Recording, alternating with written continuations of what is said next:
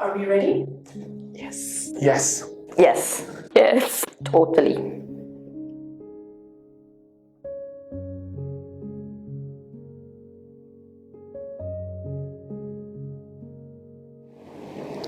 My name is Nico and my pronouns are she, they. I'm currently studying psychology and philosophy. So I identify as queer and gender fluid.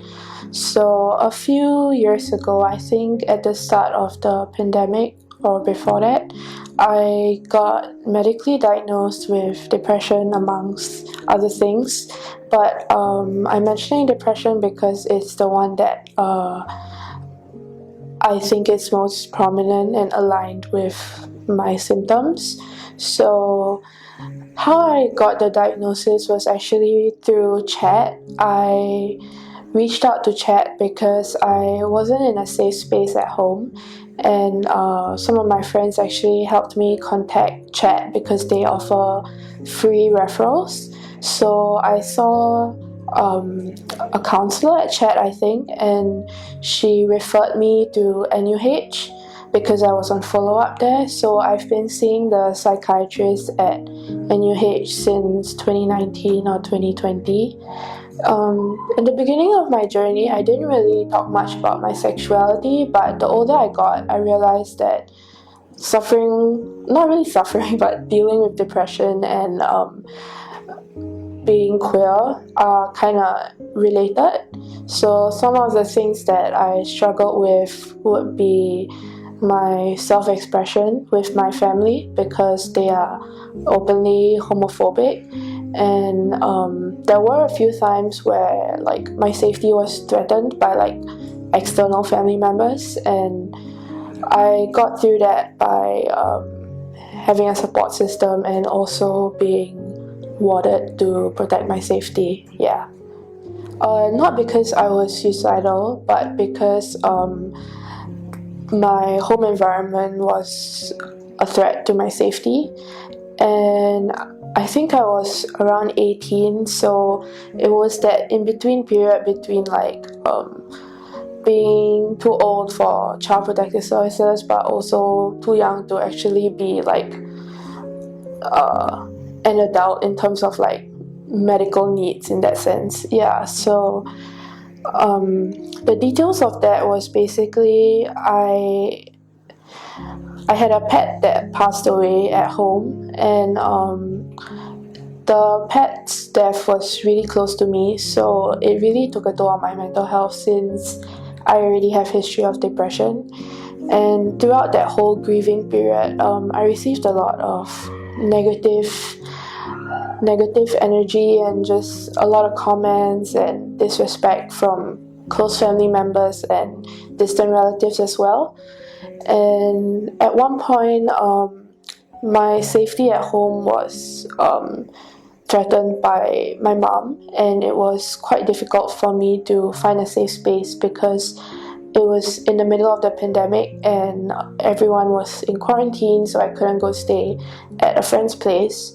So the only option that my therapist and I decided was safe was to go to the hospital.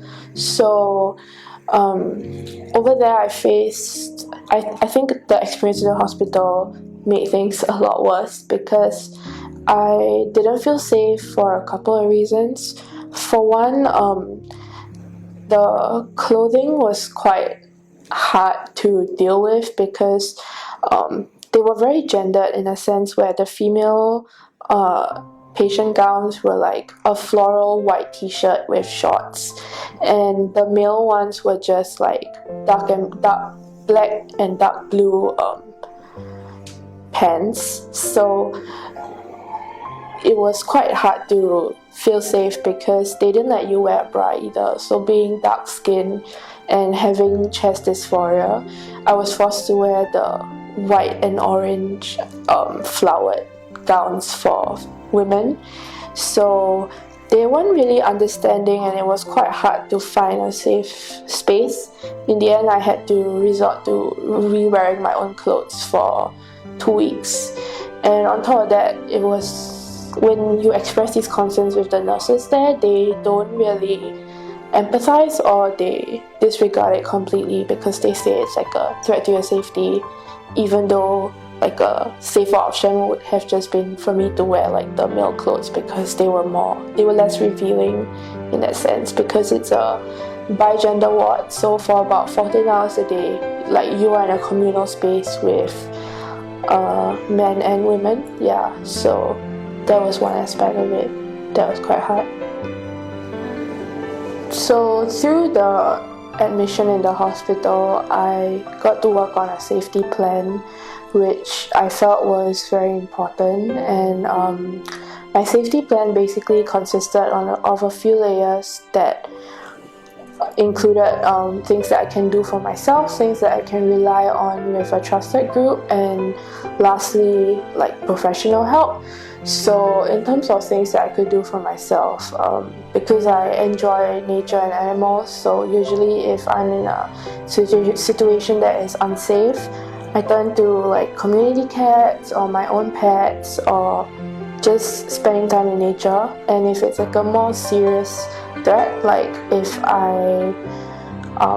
it's just a more serious threat, I can turn to friends to stay at their place for a few days, or basically find ways to have that immediate intervention, because I'm still studying, so I'm not completely financially dependent, and because I take quite a bit of medication for my mental health and physical health, financially it's quite taxing, so I'm still reliant on my mom for money. So it's not wise for me to move out, hence the safety plan involves like a group of people.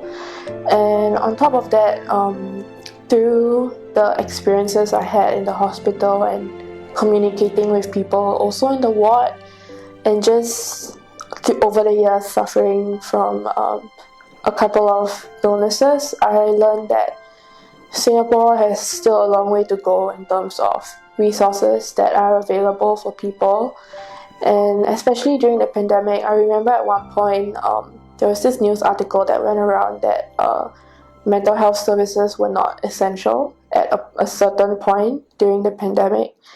And I remember telling my therapist that that was absolutely crazy to think about, because if anything, people would be at home with relatives that could be potentially dangerous, and usually you would have an escape at work or at school, but you are forced to be at home with the same people that could be inflicting harm, either emotionally or physically. So if anything, mental health services felt even more important to me. And through my experiences, I figured that something that I really wished I had was some form of support system, like that is semi-professional but at the same time informal and accessible to anyone. So I started an organization called Longkang Brain. It was basically mostly on Facebook, but no one really uses Facebook because at that time Instagram didn't have the channels feature. So Facebook was the only way to have like a support group setting. But I slowly changed the narrative to collating and collecting stories from people and sharing them, as well as things I've learned along the way, and the help I wish I got but found, like that help I wish I got but I also learned from over the years. So Longkang Brain now basically works with a couple of organizations, and also we do independent work like workshops, and we curate posts about mental health that we feel is important based on our own experiences. So that has been a good way for me to cope, because I get to share my story in a safe space but also be able to help other people in the community. Yeah. I think it's important to have a safety plan and a group of people that you can rely on. I found it really, really important to constantly revisit my safety plan and adjust my expectations as well as change it according to my needs and where I am in my life. And without a safety plan, it is quite hard to remain consistent and be prepared for the uncertainties that comes with being a queer minority in Singapore, because you can face that form of discrimination from society and also people close to you like your family. So it's always important to stay ahead and do your best to protect yourself. And on top of that, you also need to rely on the people that you can trust. And if you do not have a safe space with your friends, or if they are not the type that are accepting, you can always turn to local resources online. There are many places like Ogachaga, like even Longkang Brain, where like there are many people who also share similar experiences, who share their stories. And yeah, I think one of the good things about the internet now is that apart from all the bad things, it also gives you a platform to reach out to people in your own community. And as queer Indian people, sometimes it is really, really hard to find that space with other queer Indians. So it will take a lot of time, at least in my opinion, but it is important to keep trying, because ultimately you need to respect yourself enough to give yourself space to be who you are. And it doesn't matter if it takes a lot of time, as long as you get there and do your best, it should be fine. Yeah.